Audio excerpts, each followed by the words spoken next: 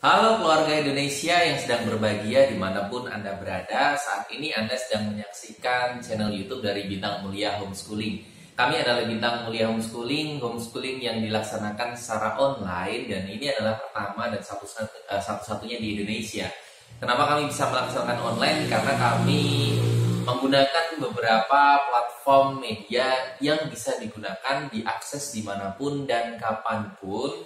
Yang penting pokoknya ada akses internet gitu ya. Sehingga tahun ini ketika musim pandemi itu sudah mulai berdatangan, orang itu mulai banyak bertanya kepada kami. Akhirnya kami dalam satu kurun waktu tertentu tahun ajaran baru kemarin bisa menerima siswa baru sebanyak 70 orang ya. Bayangkan 70 orang itu kita bagi menjadi beberapa kelas karena mereka lebih memilih sekolah online dengan alasan keamanan dan juga kenyamanan terkait dengan pandemi saat ini.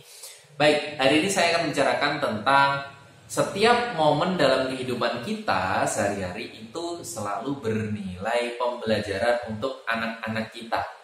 Bahkan momen-momen ini ketika bertemu dengan orang-orang lain, orang-orang baru, ini juga pembelajaran untuk anak-anak kita. Sehingga kami infokan, ayah dan bunda semuanya yang di rumah ketika ingin mempelajari anak-anak, jangan dengan model paksaan, ya.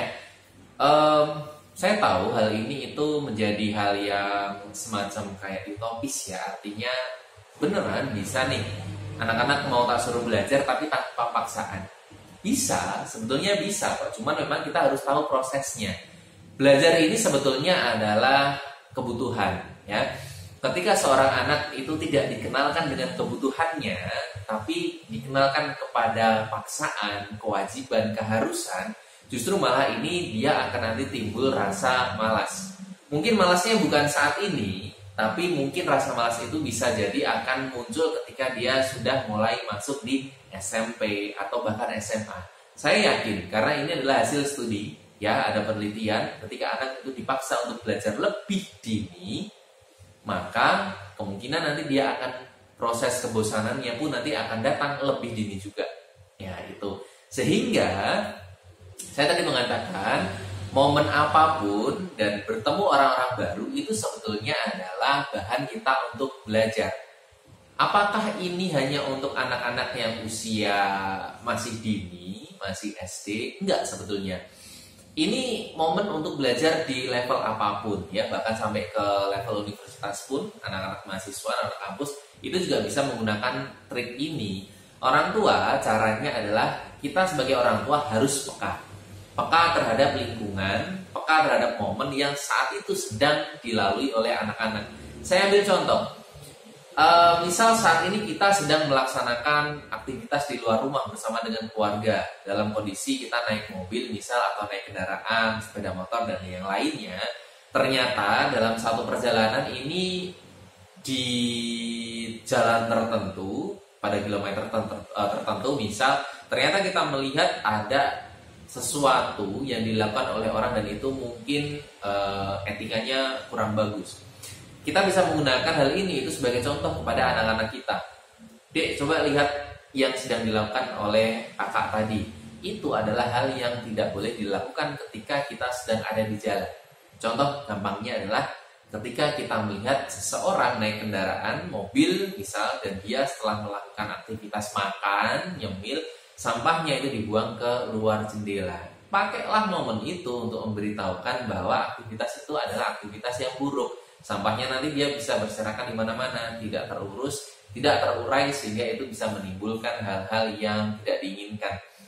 Terus kemudian kalau misal kita sedang melakukan aktivitas, level anak-anak kita itu adalah SMP dan SMA, atau ini levelnya sudah dewasa, kita juga bisa melakukan hal yang sama dengan hal-hal yang kita lihat dalam kondisi tertentu. Contoh misal ada sebuah konstruksi bangunan, konstruksi jalan tol misal atau apapun yang sedang dikerjakan, lalu kemudian kita bisa ngasih tahu ke anak-anak kita, lihat deh kak, apa yang mereka lakukan itu adalah bidang kerja di bidang teknik sipil. Nah kita kenalkan, sehingga kalau kamu itu nanti punya ketertarikan kuliah, masuk dalam fakultas teknik ya, suka untuk menata-nata, memperhitungkan berapa luas bangunannya, berapa yang dibutuhkan, bahan-bahannya, itu berarti kamu nanti masuknya ke teknik sipil.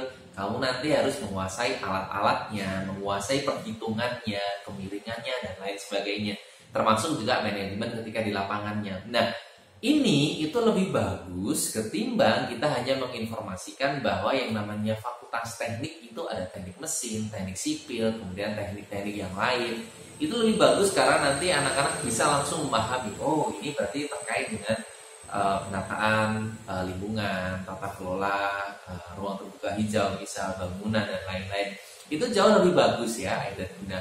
Nah, sebetulnya yang paham tentang hal seperti ini itu ada kok orang tua di luar sana itu yang mereka paham. Cuman sayangnya nggak banyak gitu. Jadi kalau kita mau persentasekan, persentase belajar dengan serius, dengan paksaan itu masih mendominasi. Boleh saya sebut itu ada 80% orang tua di luar sana itu masih meyakini bahwa yang namanya belajar adalah harus dalam kondisi yang serius. Terus kemudian ada durasi waktu, lalu kemudian ada capaiannya. Padahal setiap proses yang kita lalui setiap harinya itu adalah bahan belajar.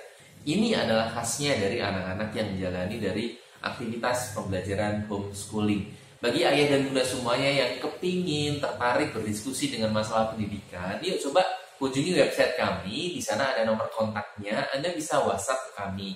Kami nanti akan memberikan informasi tentang bagaimana seharusnya pendidikan, khususnya untuk anak-anak kita, itu dijalankan. Sekali lagi bukan dengan tanpa paksaan, tapi dengan menumbuhkan rasa keingintahuannya, rasa tanggung jawab, dan juga curiosity atau penasarannya. Terima kasih, sampai jumpa nanti di video berikutnya. Tetap kita akan memberikan penjelasan tentang hal-hal pembelajaran Indonesia.